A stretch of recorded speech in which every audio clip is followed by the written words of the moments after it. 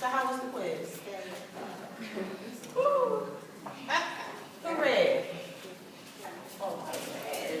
We went over the chapters, we've taken our time over the chapters, but I'm gonna go over the quiz. Number one, there were 6 major price zones. I know you all know the 6 major price zones, correct?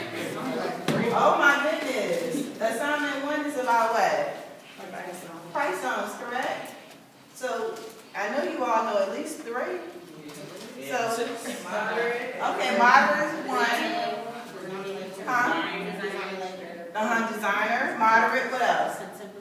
Contemporary, better, bridge, and what's the last one? Budget, absolutely.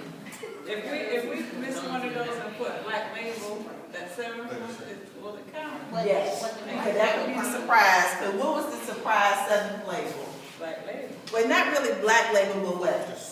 Just high, super elite, very high end. So what is the Mastige movement? Oh, God.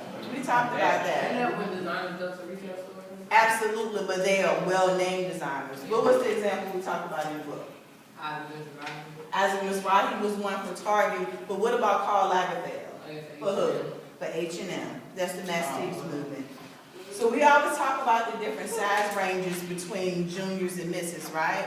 So what are 2 separate entities between them? The misses are odd numbers. No, the misses are Even. That's one, what's the other? The cut, right? Absolutely, because juniors are what? Slimmer than misses and women's, right? So what presents the manufacturer's line to a retail store? Staff and the customers. Trunk show. So this one was hard. The industry trends. What were some of the industry trends for women's apparel? Not quite. Whatever they wear on the red carpet, that's what's in stores next week. Not quite. The emergence of manufacturers as retailers, the emphasis on licensing. What's licensing? We talk about licensing all the time. And they're paid what? A royalty fee, right? Also the increase in offshore production, the use of computers and internet, and the emphasis on supply chain management. So that's women's, that's review for women. So what about men's? So the men's wear industry is divided into how many? This is a number. 30. Different types of clothing. Did you say 30? No, I haven't heard it yet. Not 30, not 6, not 3, not 7. 5. 5. Remember tailored clothing? Remember talking about furnishings, outerwear, work clothing, and other, and under the other were uniforms. So what about, there were 3 largest types of manufacturers in men's fashion. What were 2 of the 3? You said what? Not Ralph Lauren. Manufacturers, big manufacturers. Van Heusen was one. Remember we talked about that? What type of jeans most of you all wear? Levi's is another, and what was the last one? VF Corporation. What's a tailored suit? A straight shirt, it fits on matching. It's matching tops and bottoms. You said what? Matching tops and bottoms. It's customized. Tailored suit. It's customized to fit a person's body. When you hang it up, it still has a shape. That's the key. It's structured, it's a 3D shape, but even if you're not wearing it, it still holds its shape, right? Yeah, we said that. So if you guys close, I'm gonna give it to you, right? So the key that we're gonna talk about today, when we talk about children's wear, what does it mean when children's wear is viewed as a business that is fashionable rather than a fashion business? It's more done on the adult's view for fashion, because that was my question. See, the children didn't have a fashion of their own. It's whatever came out popular for the adults, they made it in children. Children were made to dress like miniature adults. Yes. Especially back then, they looked like miniature adults. So that's exactly what it is. That they adopt styles from men and women. Who was the first licensed cartoon character? Wow. No. Oh my goodness. I'm going to tell you why I'm upset. You guys can read ahead. I asked you guys to read the the first chapter, the first day. It's Buster Brown. You Yeah. guys never heard of Buster Brown? Yeah, I did. We got Buster Brown from 1904. You know what? Buster Brown is still out to this day. What does Yeah. it look like? It's like a little teddy bear. Yeah. It's absolutely. Yeah, that's around You the see like those suede loafers that men wear? Yeah. Those like Buster Brown shoes. You guys never heard of them? Oh, Fashion yeah. students? Never heard of it. Oh, so I have a great sign for you all, don't I? No. I may have to add something about Buster Brown. Okay, what's the name of the trade publication solely for menswear? I wrote Jimmy Oh Hill. my goodness. But I know it's that other one, because they got one for women. What's the women's counterpart? Women's wear day. So what's the male? Men's wear day. No. Right. We talked about it right here. Daily News Record. Daily News Record, DNR. Daily News Record. Daily News Record. I know, I need you to read the book. Read that chapter. It's just one chapter on this exam, correct? So you all know what you need to do to be prepared, right? So let's look at the bonus. You know I always give you all a bonus. 2T and 4T in the size category for children falls under what? Toddlers. Toddlers, right? But age was it young? I put the age. You say tall. Toddlers. Because you know you have infants, you have toddlers, you have teens, you have young boys. So clothing for sports and athletic activities for women's apparel falls under what? Activewear. That's why I give you all the bonus. Thank God, but still ain't gonna help. All right.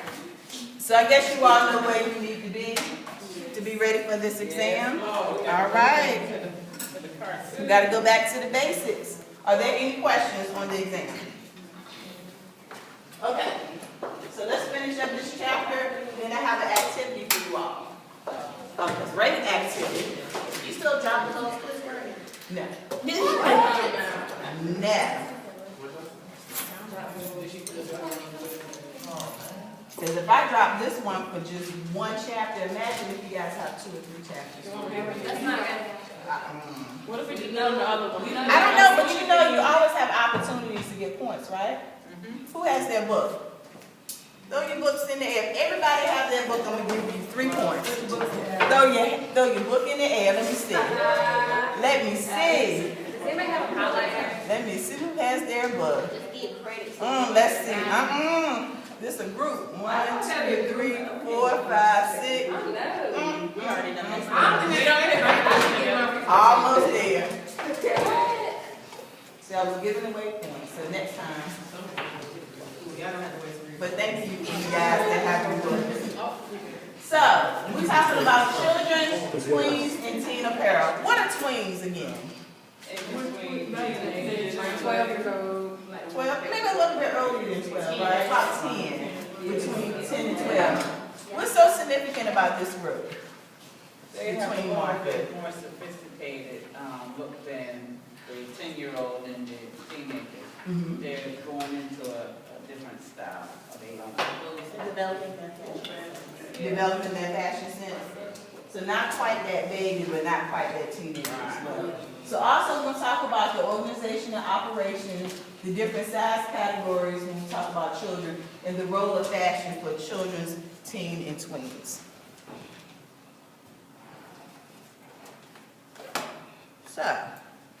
So we look at the organization and operation. Children's wear is divided into categories based on what?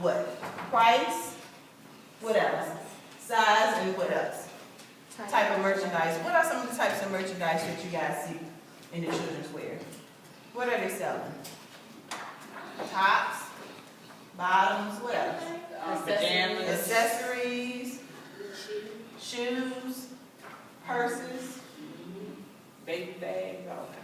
all types of things, right? So this their own active wear, right? You see a lot of times, can you imagine going to the store and you have a 2 or 3-year-old that's on the soccer team? You see that little soccer shoe that looks just like a soccer shoe? That's big, that's active wear.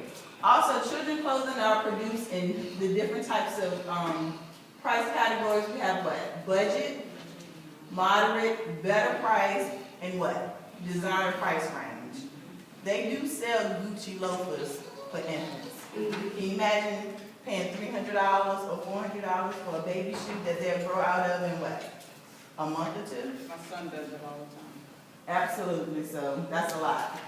Most children's clothes are bought by parents that are in a budget to moderate price range. Also, a common gift purchased by grandparents is better price designers.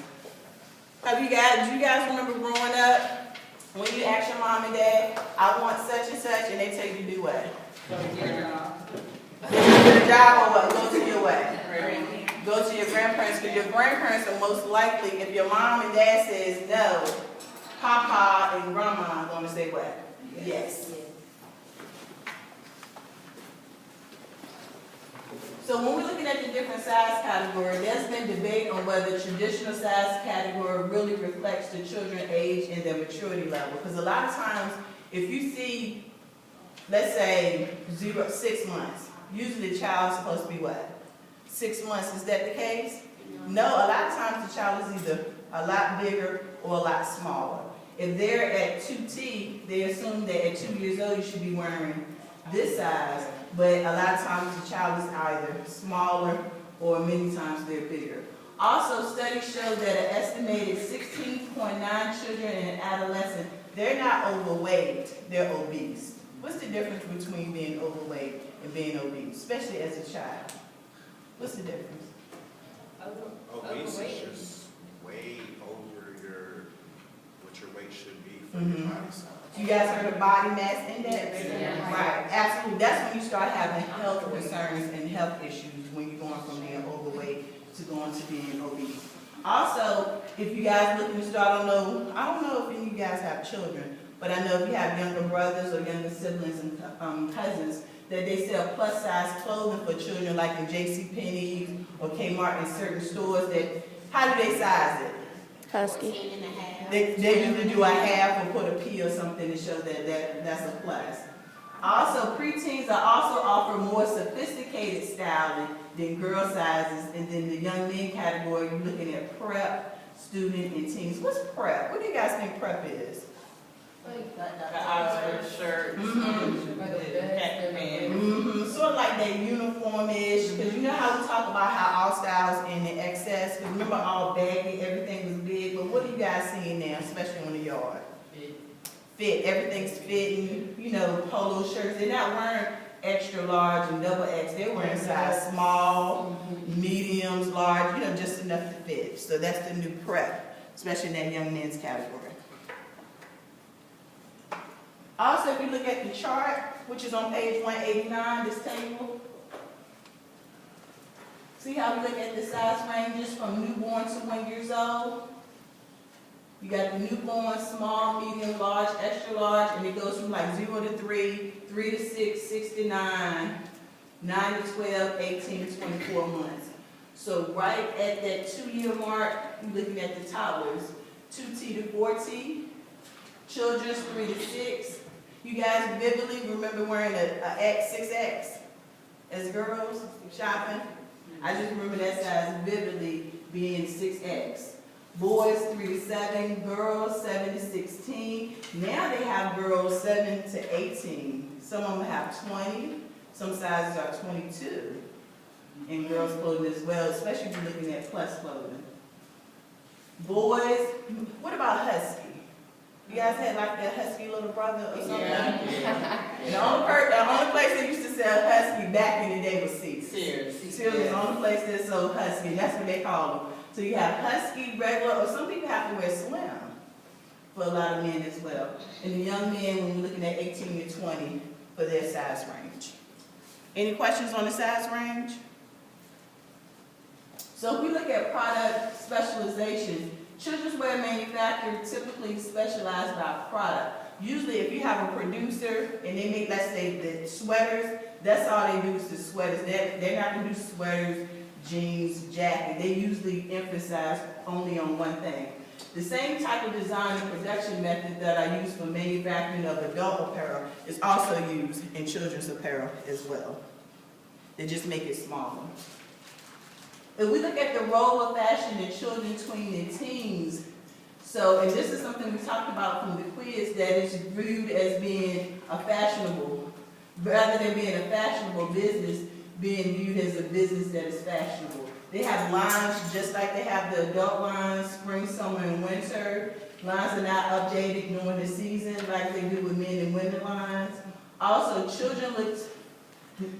there's an increased look that children are looking at their peers as far as dress instead of just themselves. Because a lot of times the kids will come home, oh, such and such has such and such, or they'll go to the store. You know how the same thing that they're doing with, iPods. Kids want to have iPhones in elementary school, middle school, leather coats, whatever is out. The kids are looking at their peers and they want the same things. Were you guys like that? No. You guys weren't like that growing up? You guys didn't follow trends? Whatever the kids were wearing in school, you wanted Jordans? When I was in school, Jordans were big. So everybody wanted a pair of Jordans. You wore uniforms? Okay, we're going to talk about that. So you guys were fashionistas back then? Okay. So now we're going to talk about the merchandising and marketing of trade shows, designer labels, licensing, especially for characters in sports, the industry trends for retail outlets, separate stores, catalogs, and the resale of children's clothing. So we look at the merchandise and marketing of children's wear. There's different activities that's very similar to the women and men. They have specialized publications just for children. The Earthshaw, Infants and Girls, Boys Wear Review, Children's Business, the trade show publications like WWD, DNR also carry children's wear that advertise news reports and special sections just for children. So you'll see children's lines and different things that's going on in the children's wear industry in those trade publications as well. Trade show. What's a trade show? We talked about this before. What's the trade show? It's where, isn't that where like merchants come together from like all over the United States or the world, and they just, they look at what's upcoming for the fall, the spring. The For summer, different seasons. Not only merchants, but what else? Buyers. Buyers. Who wants to be a buyer? That's your bread and butter going to a trade show. What's the biggest trade show that's in the United States? You guys know? Magic in Vegas. Magic show is where? Vegas. It's in Vegas. It used to be in Los Angeles. It started off as a menswear trade show, and then they moved to Los Angeles. They have women, men, kids, and they also have what is considered sourcing. What's sourcing? Sort of like furnishing. What do you guys think that is? So, sourcing by itself. We outsource to like everybody. Think about your clothing. What are some of the outside things that you all see in your clothing? You got buttons, trim, different things that you add to the clothing that they have their own sourcing. So if you're looking at a trade show for kids, Los Angeles Kids Show features Kids on 6, which is the largest kids and maternity fashion and accessory showcase in the U.S. Also, you have promotion through direct mail, floor displays through the Children's Kids World Expo, and also, more importantly, the Magic Show, which is in Las Vegas. Designer labels. Children designer label clothing and accessories are highly visible in stores across the country. A lot of people want their kids to have the name brand that they see, the Polo, the Levi's, the Jordans, and they make it all from that person wears a size 15 to that baby that wears a size what? 0 to 1. Izod introduced the boys lines in the late 1960s, and that started that big thing about designer. You guys remember Izod? Yeah. So Izod is now called what? Lacoste. Lacoste. Back then it was Izod, now it's Lacoste. The alligator hasn't changed. You said what? Oh, absolutely. Oh my goodness. In the 60s and 70s, when I was in school in the late 70s, you had like the Izod shirt with the alligator, you had the matching size. Is that how the JCPenney one? You said what? It It is, but they don't have like the outward designer brand or anything like that since it's changed to Lacoste. And from that, started in the 60s with the boys line, because those were like the boys polo shirts that had the eyes on. This was before Ralph Lauren and all of those things. Then it took off the designer jeans. You guys remember designer jeans? Yeah. Ask your parents. Jordache, Sassoon, Sergio Valente, Yeah. Gloria Vanderbilt, Calvin Klein. Right, so you said that. Oh my goodness. Ask your parents about their time at high school when they used to wear designer jeans. They're gonna go back and start to smile and say, oh, I used to wear Sassoons and Jordan with the horse on the back pocket. Excellent. And the study found that many parents would sacrifice their own wardrobe to buy their children designer brands. You guys believe that? Yeah. Why you guys think that's the case? That's what the kids want you to do. And okay, when is there a limit? You want your kid to look good, right? Yeah. So I'm gonna sacrifice certain things, but what things are parents sacrificing for their children to look good? Probably New bills. shoes and stuff for them. You said what? New shoes and new clothes that they would buy, they kind of put that money towards the kids. But what else? Well, it becomes a problem when they do what? Sacrificing what? Bill Yeah. money. Bills. Bill money, right? Yeah. When you, but Groceries. some people say it's done, but is it being done? You see people doing that? Absolutely.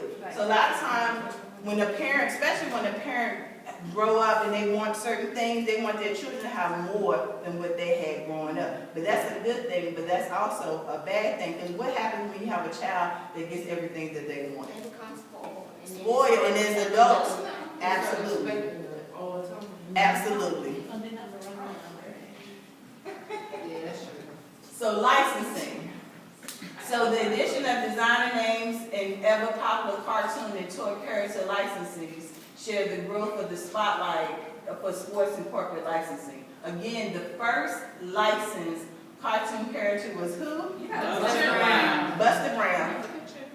Yeah. Yeah, I never seen Buster Brown. Yeah. Somebody, grab your phone, pull up Buster Brown. No. The licensed cartoon, it's like a little teddy bear. I'm telling you. Yeah. But just imagine, when did it come out? 19 what? 04, and it's impressive that you can buy Buster Brown. They had sweaters and shoes, oh, just everything. But Yeah, sort of like the Ralph Lauren bear, the teddy bear. sort, yeah. Teddy Ruxpin, yeah. Also, we looking at sports licensing. Also, that's the area of professional or college teams, sports, stuff that they sell at the airport and concert concessions. We talk about sports licensing as well. She said Google don't even know who Mr. Brown is. Yes, it does. It looks like a dog.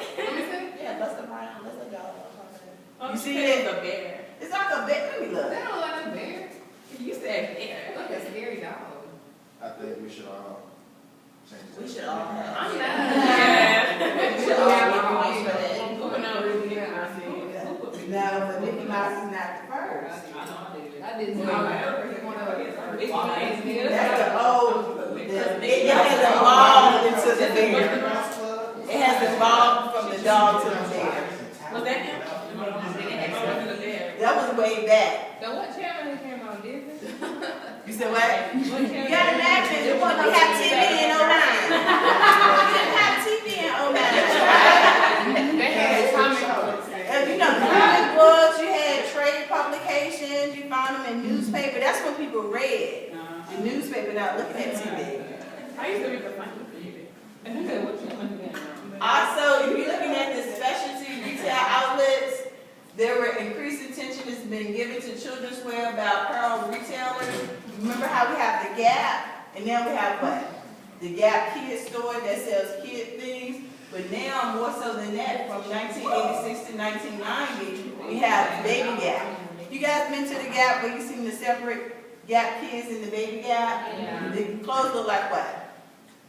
It's like the adult clothes, a lot of times, right? The same thing that you see for adult, they just made it in a miniature form. Also, they have other children's store like Benetton, the limit. You know how they have the limited women's store? They have the limited 2 that's for the kids. It's Justice now. Oh yeah, that's right. They did change it to Justice a few years ago. They sure did. And then they have Jamboree as well.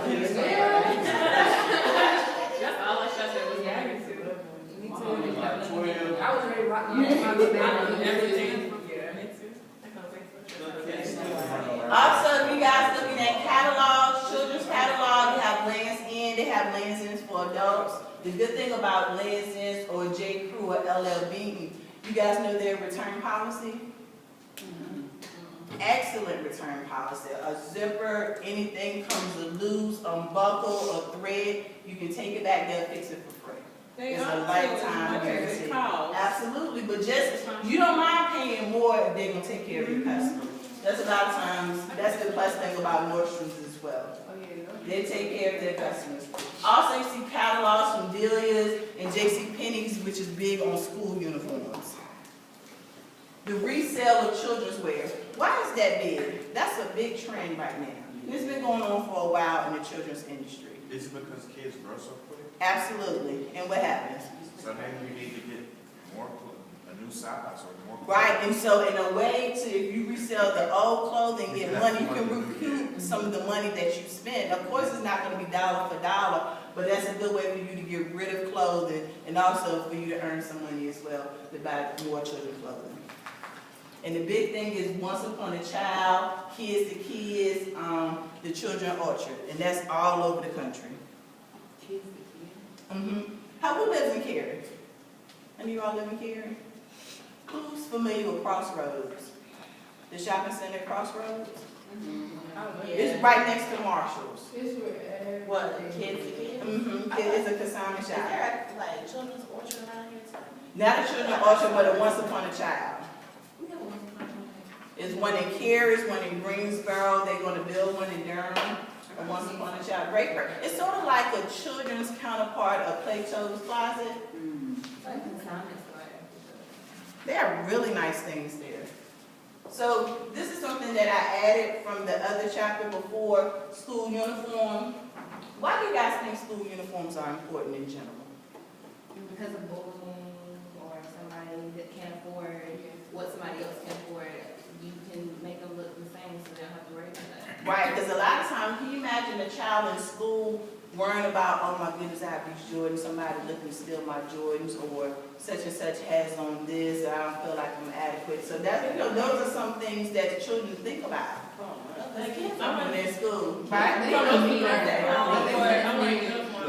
was in elementary, you could wear any type of shoe you wanted, but when I was in Catholic school, so I'm more strict, like what's it going to go first, first, that Oxford shoes, for the side.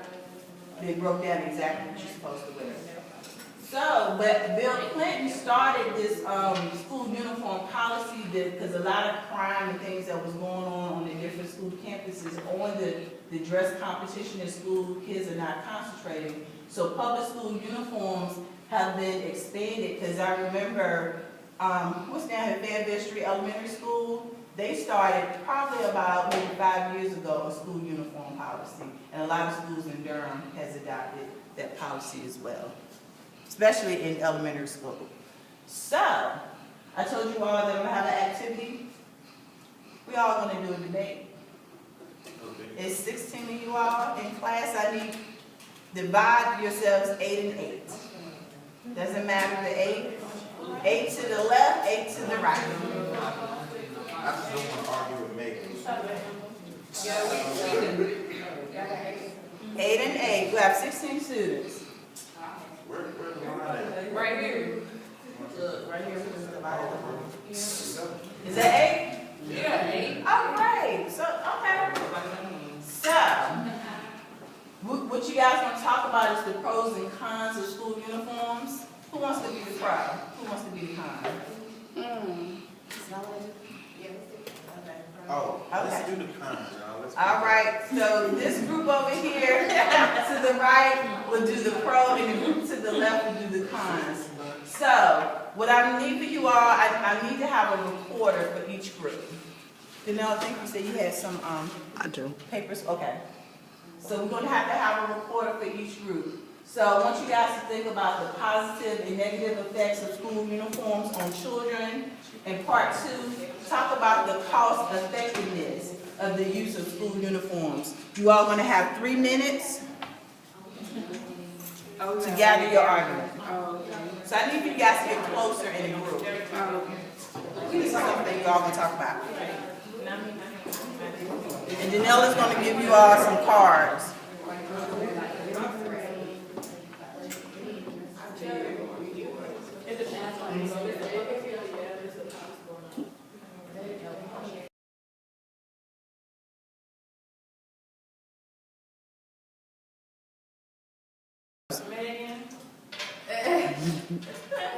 Okay, Megan, this is your podium.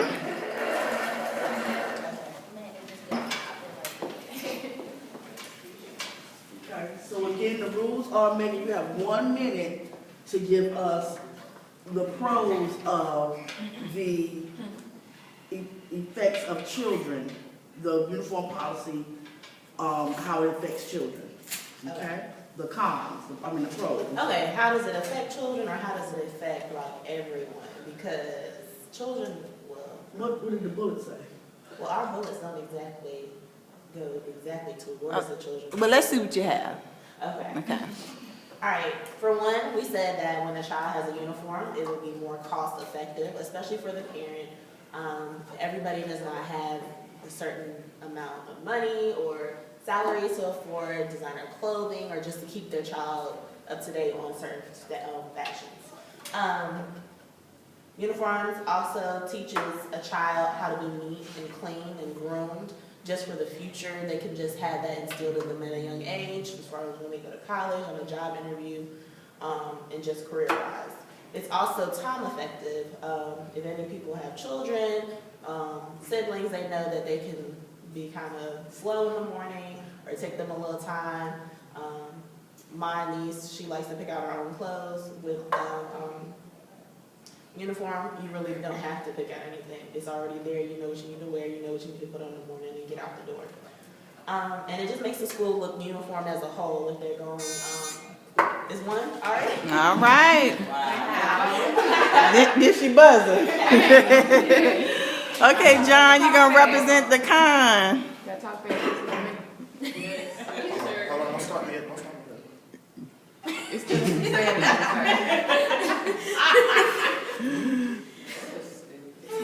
It's on me? Alright. So first of all, she said it was cost effective, but it's really not, because if one family can afford 12 uniforms for their kid, the other one can only afford 2, then that family has to end up spending more money washing and drying that one uniform. The kids are going to get dirty. So they're going to run around, so that's not going to work. Neat and clean, I mean, come on, these are elementary school kids. When I was in elementary school, we was crawling on the ground playing outside after school. You go home, you get dirty.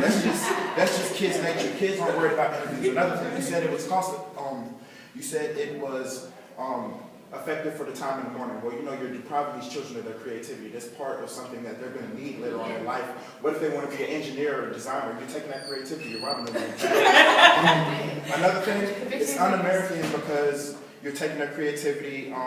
You don't want the children walking around looking like robots. Let them be free, let them be who they are. People are going to get picked on regardless of just what they wear. Sometimes they're going to get picked on because how they look. So what if you look bad in uniform? You're going to get picked on anyway. Another thing is that in But the good thing about debating is a lot of times, even if you're a component, you on the pro side, but you really con, the cool thing about debating is not, this is what I believe, is what can I convey. You guys understand that? That's with any debate. Who's taking family and social systems for us? Did you guys have your debate? No. You haven't had a debate yet? This way. You guys want to talk about, the debate is going to be on a whole different level, but just think about, even if you're looking at, you know, controversial topics, if you feel a certain way, even if, depending on what side you're on, your job is to convince, this is how I believe, this is what I want to do. Okay? Are there any questions? That was a very good job on the debate. So you guys have about 20 minutes. I want you all to get with your group person and discuss your assignment for Monday.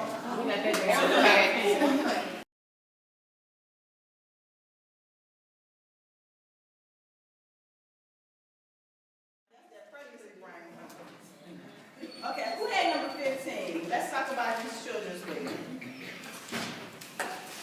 Name and briefly describe the 7 categories in children's week. No one had 15? I had 15. Okay, come on here.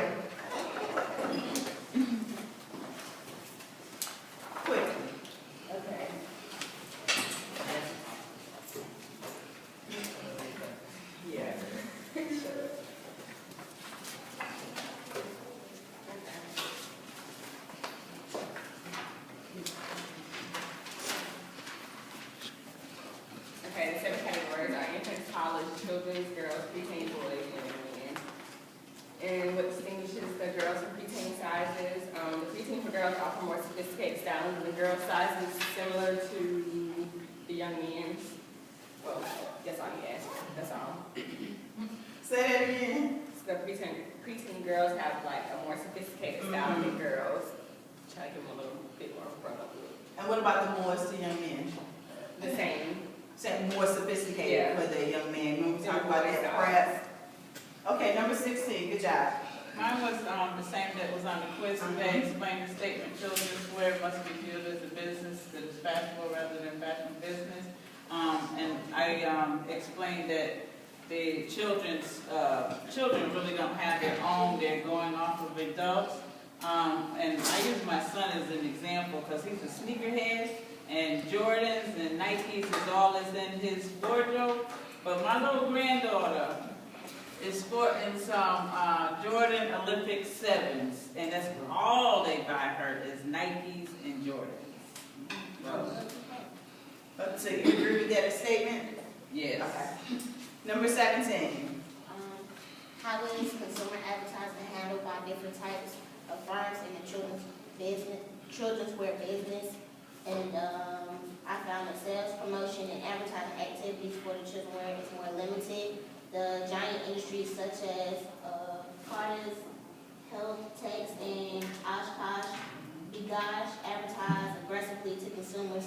Small firms, the majority of firms producing budget and moderately priced children's wear lead most of consumer advertising to the retailers. Absolutely. And a lot of times, if you look at it, at the end of the day, a lot of these children's wear industry, they still mom and pop stores. A lot of people have their own boutiques and shop that sells children's wear as well. Okay, Ruby, good job. Who had number 18? Okay. What accounts for the popularity of character licensing in children's wear?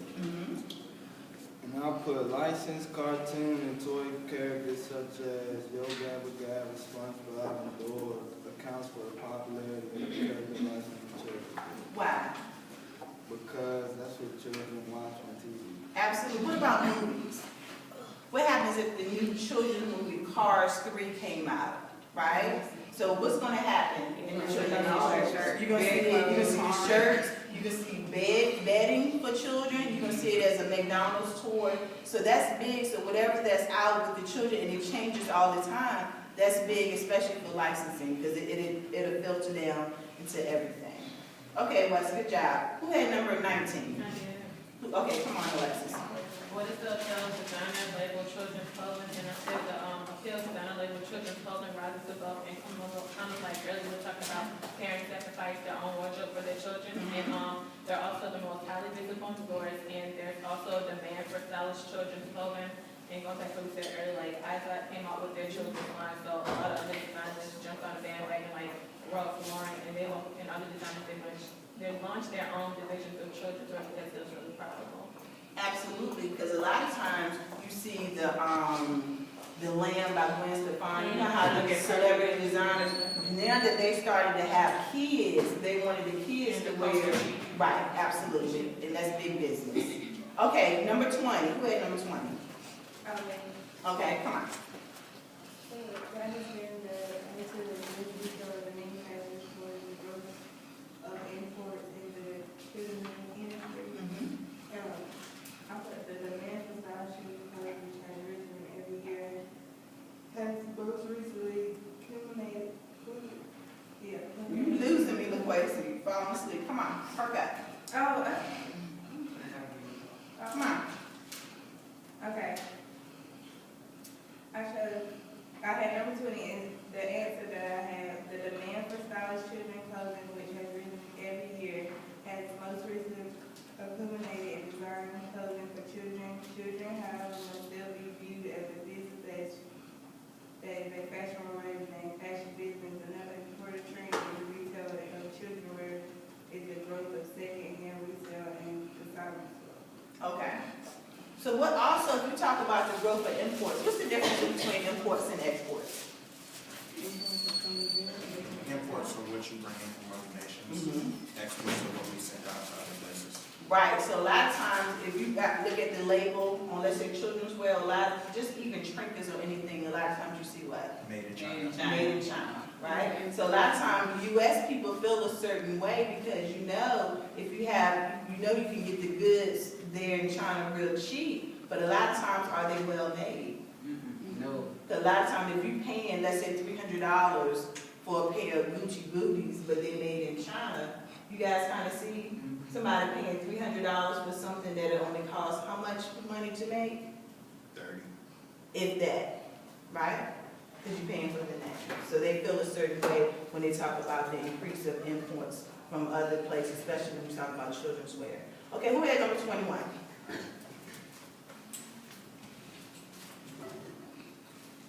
Anybody at 21? Okay, who had 22? Me, Okay, who's that me? Megan. Okay. Okay, 22, explain the popularity of resale shops for children's wear. Children grow so quickly and outgrow their clothes. So for a price-conscious parent who's concerned with their children's wardrobe basics, franchise chains were made and have emerged as a popular source to find clothes. And some are the Children's Orchard, Kid to Kid, and Once Upon a Child. Do you guys think it's going to stay popular? Oh, yeah. Yeah. Why? People still don't have kids, and what else?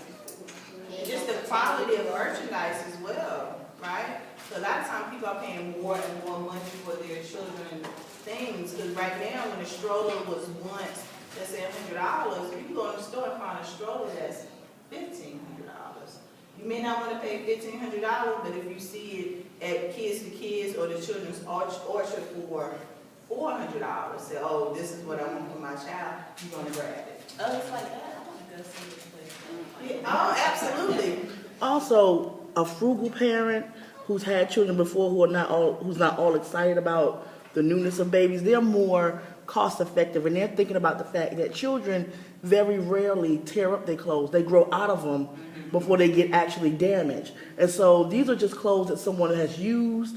They're not necessarily bad, haven't been worn, down to the nub. And so if you're looking to save $1, you just need some things for kids, like you said, to run around, play, and go to daycare, whatever. Why sink a whole lot of money into clothing when you can go to a secondhand shop, a thrift store, something like that, and just get those, items? They're not going to buy damaged clothing. So if you go to those places, they're not just going to, it's not Goodwill, but they're going to accept everything. They're going to accept certain things, certain styling, and different things. Like, it's the same thing with Plato's Closet. I remember buying a red Coach bag from Plato's Closet for $25. So, a Coach, where can you find a Coach bag, a real Coach bag, for $20 anything? So it's sort of the same thing. You find some gems in there sometime. So going back, who did I have to repeat something? Number 8. Okay, what doesn't matter? I had 9. You had, okay, so now you give me 8. The problems that manufacturer states that are also retailers retail people. I found on the internet that it's like product sourcing and wholesale, like the management, like inventory management that they have to deal with, and wholesaling the product to the retailers. Right, because first you got the wholesaler to the manufacturer, and then the next step is what? The retailer, and after the retailer comes the what? Inventory management. Wait, The what? customer, Oh, right? yeah. The wholesaler to the manufacturer to that retailer, and then who buys from that retailer? Us as consumers. Okay, Alex, number 9. Okay, I had to discuss the development of sportswear and casual wear in the men's market, etc. Sportswear is unconstructed or at a minimum. It's less structured than tailored clothing. It's few, if any, hand tailoring operations. And it also takes the shape of the person who's wearing it, and it's very comfortable. But just think even more so than that, what about Dress Down Fridays? Do you guys know what happened with Dress Down Fridays? I think we talked about this in the Pearl 1. Do you guys know where that came from? Dress Down Fridays? Do you guys know what Dress Down Fridays? Casual Casual Friday, Dress Down Friday. Like a pair of jeans and a shirt. I thought it was like khakis and like a t-shirt. Or you can Or wear like if jeans. you're in corporate, you don't wear a jacket, you might wear We're gonna like do that. We wear uniform. Oh, okay. Dress Down Casual Fridays. It started in the banking industry. Because a lot of times, you wear that 3-piece suit, banking, corporate, big corporate every day, but usually on Fridays, especially in the spring, a lot of people go where? Out of town to the beach. You know, living in North Carolina off the coast, we're real close to the beach. So they had what was considered casual Fridays or dress down Fridays in the 90s, where somebody can come in. You don't have to wear a suit every day. You can wear, during that time, was like sportswear or casual wear. So that's some khakis, maybe a polo shirt. Have you guys been at church with some pastor there wear suits in the winter, but come spring or summer, they're gonna have on, let's say, a polo shirt and some dress pants. It's like a dress down vibe. If you guys look on campus, look at your professors. What do they wear on Fridays? Jeans, t-shirts, or something NCCU. So that's sort of like their dress down days as well. So that's like a big effect during that time with that casualness and casual wear. Okay, Tyrese, you thought I forgot about you. All right, how have menswear producers tried to rise costs of labor and shortage of skilled workers in the United States? Okay. The greater emphasis on licensing, increased offshore production, increased emphasis on supply chain management, and the use of computers and internet. Especially the use of computers, because a lot of times, when we talk about this all the time, what happens if you work in the United States, if you work over 40 hours, what happens? Overtime. They have to pay you overtime, that's the law, correct? Unless you're on salary, but usually if you're hourly, they have to pay you overtime. However, that's why a lot of times they outsource and go to these other different countries, because you minimize that. You don't have to pay that, and everything goes down into dollars and cents. Literally over pennies. Yes. Okay, come on. Go ahead, Lisa. Mine was named some specialized market segments. For men's wear, it said tailored clothing, sportswear, activewear, contemporary apparel, and bridge apparel. And for women, they had a whole lot. I just chose outerwear, maternity, innerwear, specialized. What stood out to you for the category for women? Innerwear. Wow. I never heard of innerwear, and it was like underwear and stuff like that. Oh my goodness, in the old book is a whole chapter on innerwear. Just bras to robes to, you guys know what camise is? What is that? It's like a tank top. But longer, right? So like a slip dress. Because at one time, who goes to Victoria's Secrets? At one time when I was in school, when people went out to clubs and different places like that, then we call it Vicky's. They went to Vicky's to buy things to wear to the club. So it looked like nightgowns, but they were kind of nice enough that you can get away with it before it being the dress. During that time, so it was double duty, innerwear, absolutely. Absolutely, literally long right. Okay, we ran out of time. Don't forget to get with your partner. Make sure you have their phone number, their email address. I want to see great things for assignment 1 on Tuesday. Send me an email if you guys have any questions.